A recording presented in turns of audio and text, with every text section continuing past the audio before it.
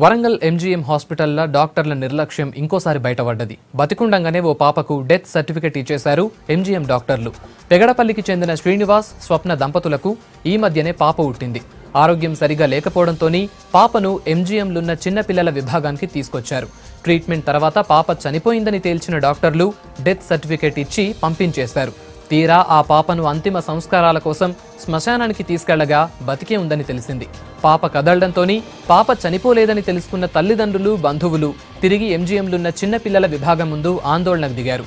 బతికున్న పాపను చనిపోయిందని డెత్ సర్టిఫికెట్ ఎలా ఇస్తారని ప్రశ్నించారు.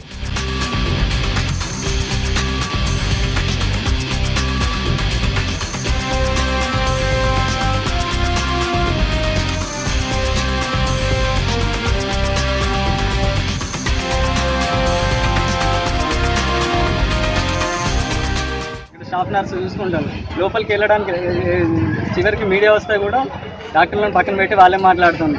వచ్చిన పేషెంట్స్ని కూడా ఎవరిని లోపలికి అలో చేయట్లేదు. వాళ్ళు చేసిన ట్రీట్మెంటే వాళ్ళు చేసింది. ఏమంటే అప్పుడు ఈసీజీ సరిగా కనబడలేదు, ఇప్పుడు చూస్తున్నాం ఈసీజీ ఏమైనా ప్రాబ్లం ఉండవచ్చు, ఇప్పుడు బతికే ఉంది, ట్రీట్మెంట్ స్టార్ట్ చేస్తుంది అని మళ్ళీ వెళ్తాం.